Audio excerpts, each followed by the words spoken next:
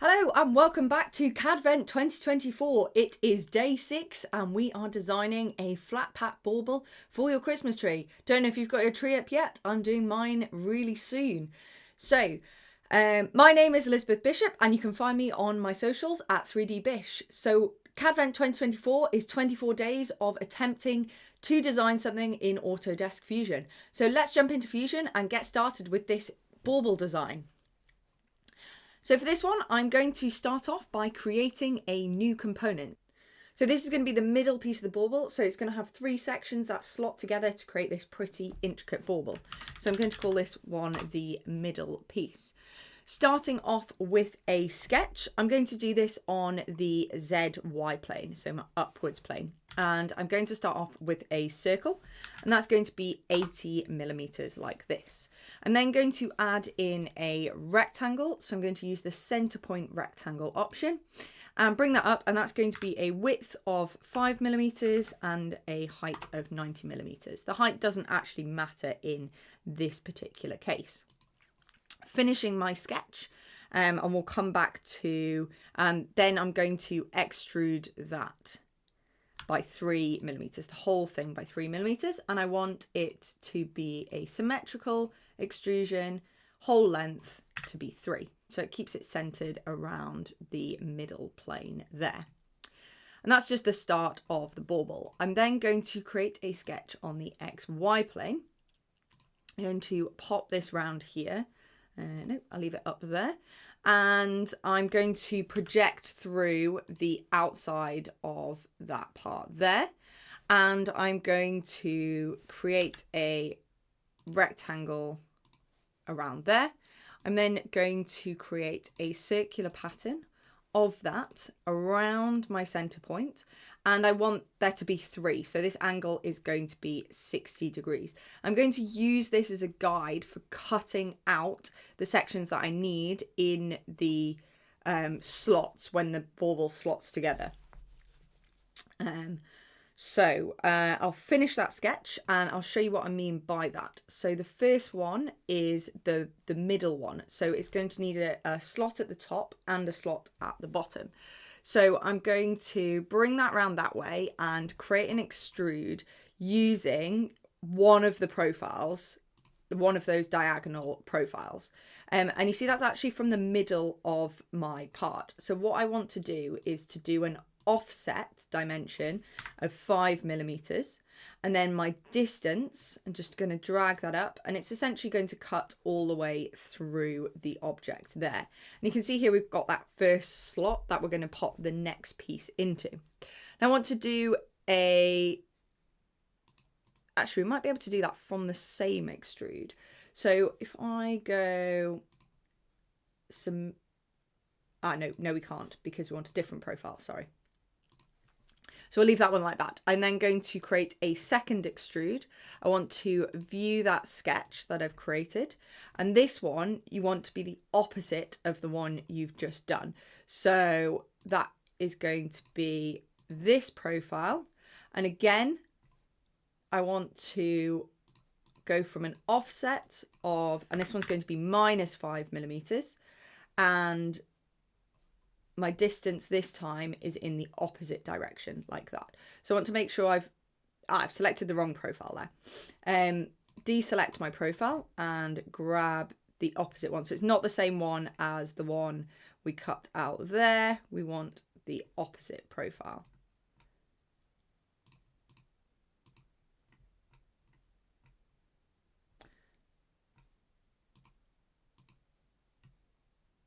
And there we go. So drag that down so it's through the part and click OK. And you'll know if you've got the right one because you'll be able to see part of the bauble there and see part of the bauble there on that one.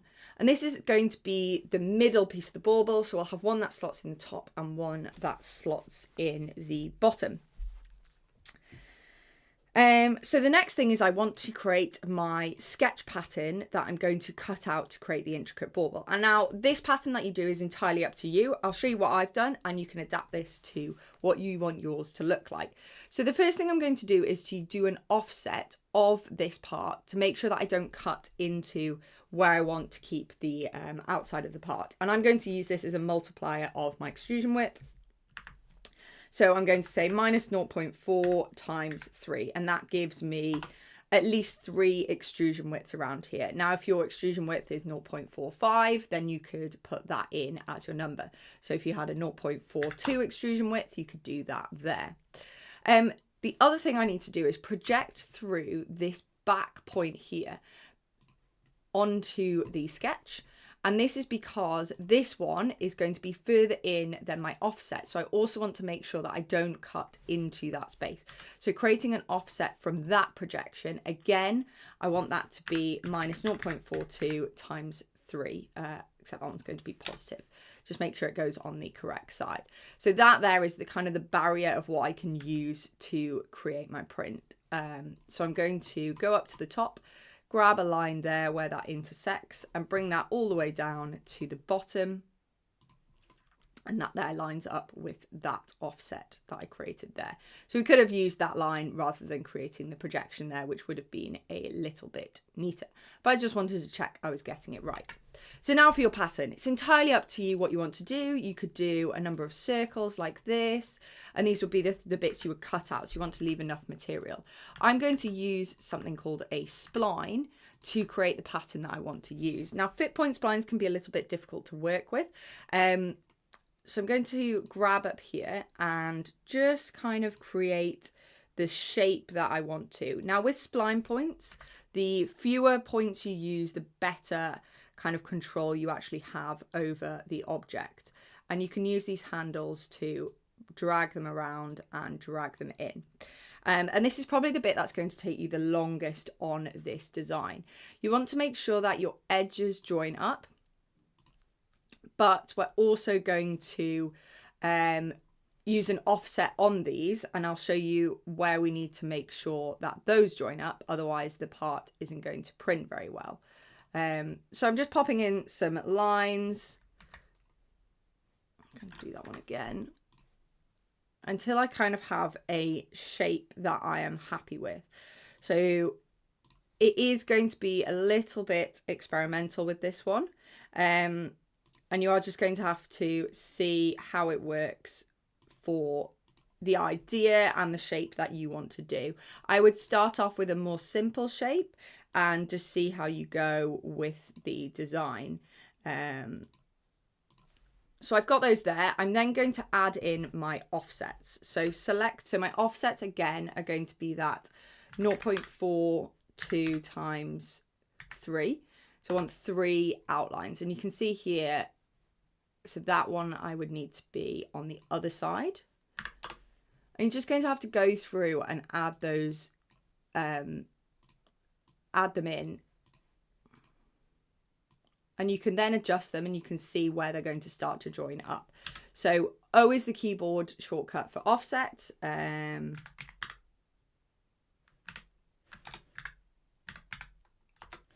I know it's basically 1.26 for all of these ones that I need to do. So I'm just going to type in 1.26 each time. And this one offset of 1.26. Right, so now I've got my basic pattern. I can start to drag these around and line it up. So, oh dear. I want to make sure that line is horizontal so it doesn't move. I've definitely lost a dimension somewhere. It shouldn't be moving.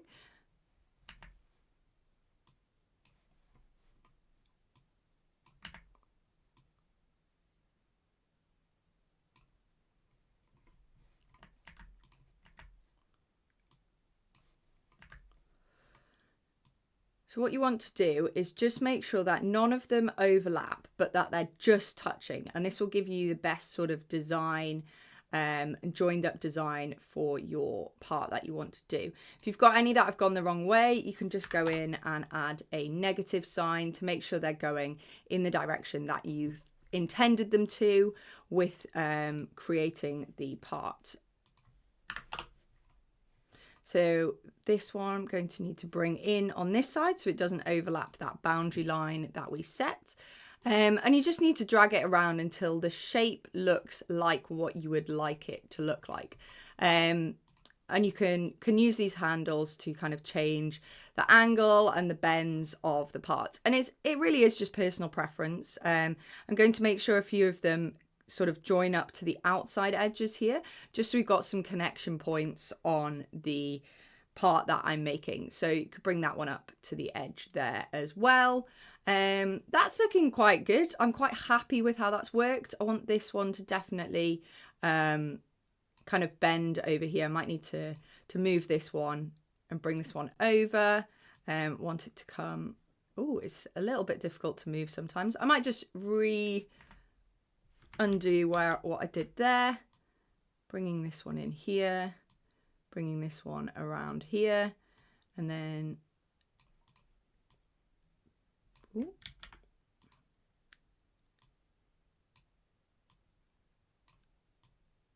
using these spline points. And this is where splines can get a little bit tricky. I'm going to redraw this one because it's gone a little bit wrong. So adding in a new spline point there, I want it to come round here. And maybe I needed an extra point up here just to round that off. And then I'll add the offset line back in. So that was 1.26, but I want a negative 1.26 on that one. And just line that up until you've got kind of the shape that you are happy with, using those spline points to drag the points around. And there we go, just play around with those lines until you're happy with how that looks. The pattern you do is entirely up to you. I've just gone with this pattern here. And then I'm going to click Finish Sketch. So what I want to do next is an extruded cut. So I want to be able to view that sketch we've just done. And what I want to do is extrude all the profiles that are not my fancy intricate pattern there. My extent type is going to be to object. So selecting the back of the part there. And there we go. We've got an extruded cut pattern of what I wanted there. Now, rather than having to do all of this again on the other side of the bauble, I'm going to use a mirror. So create a mirror. And the mirror type I want to use is features. So I want to mirror that extruded cut, and the mirror plane is going to be that center one. And clicking OK, we can see there that we've got that really cool pattern on the other side of the bauble. So this is the central part of the bauble. Now, rather than having to do this all over again for each of the 3 pieces of the bauble that are going to split together, I'm going to use this neat trick. So right clicking on my component and clicking copy, right clicking on the top level, and this time I'm going to click paste as new. So this will create a copy of the component, but any changes I make to the new one will not be updated in the old one. So if you've got any components that are really similar, but you just need to make a slight variation, this is quite a nice way to do this. So I'm going to rename this one as the top. And what I want to do is edit these slots. So for the top one, I need the top bit of it to be solid and it to have a slot at the bottom so it can slot down onto that component. So I'm going to activate that top level component, roll it back. And this is the extrusion I want, this second one, but I don't want this top one. So I'm going to right click that top one, make that solid, and then edit this one here. So I want to edit that feature. And the profile I need to cut needs to be slightly different for this one. So I want to include these 2 triangles here. So pressing and holding my left mouse button, I can select that profile from the list. And that is exactly what I want to cut there. So hiding the middle one, you can see that this is a slightly different cut, and that's exactly what I need for this. I'll now roll my timeline forward and fingers crossed everything works. Not quite. So I need to edit the extrusion, the extruded cut, and just make sure I'm not cutting out the profiles that I actually want to keep. So make sure you've not cut anything that you wanted to keep. And there we go, that has updated for that component. That looks really great. I'm going to use the exact same technique to do the one at the bottom. So right click on middle, copy, paste as new, and click OK. And then I'm going to rename that component as the bottom one. So that's my bottom slice. Activate that component. want to be able to see it. And again, I'm going to roll back the timeline. Now this time I do want that first extrusion, the one at the top. So I'm going to delete the second one. So right click and delete. I'm then going to edit that extrusion. So top view, and I want the same profile as the one we just did. So holding my mouse button down and selecting that profile from the list there. And we can see that's cut the part as we need it to. Again, roll the timeline forward and cross your fingers. That one's not worked at all. We've just got a blank gap. So I'm going to right click and edit this feature. We've lost a line here, which is meaning it's cutting the whole thing out. So right click, edit sketch. We just need to drag this line. Could use a coincident constraint down to the bottom here. So drag that all the way down and snap that to the bottom there. Finishing the sketch.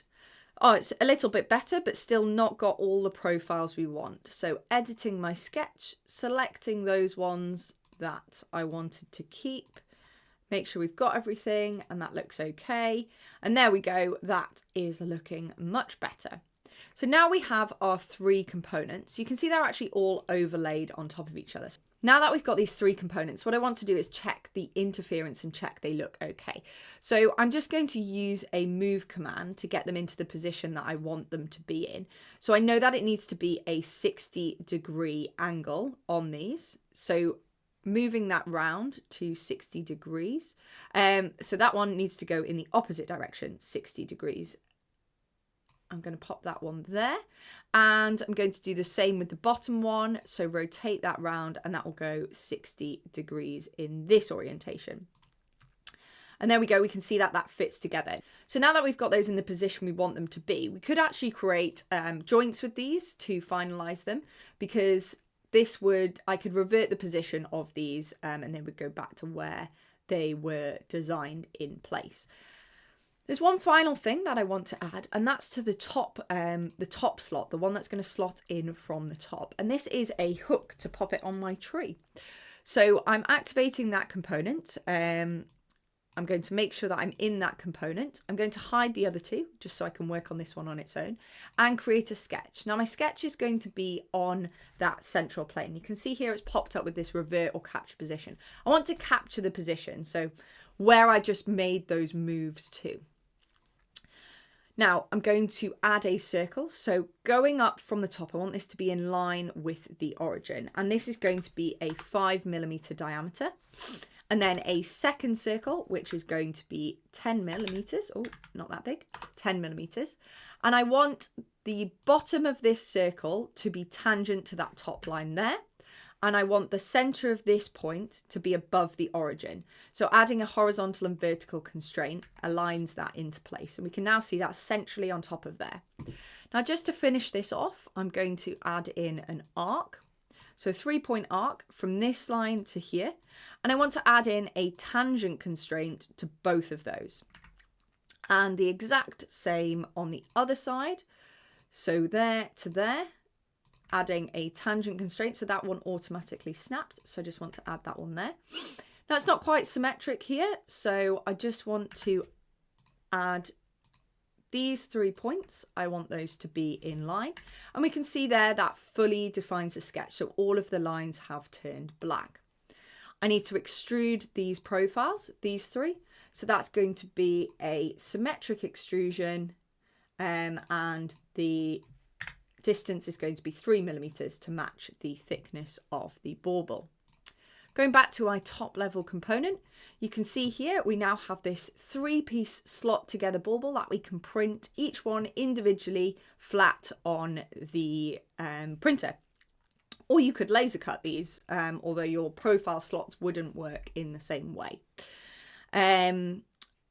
So I'm going to add an appearance. So A on the keyboard is the shortcut for that. Adding a nice polished gold. I'm actually going to add that and drop it on the whole component rather than on a per body. And we can see there that gives us a really nice effect on the print. And there we go. That is how you can design a flat pack bauble in Autodesk Fusion. If you've got any questions, please do post them in the comments below. If you've liked this video, give it a thumbs up and let me know what you want me to do for the rest of CADvent. I'll see you in the next video.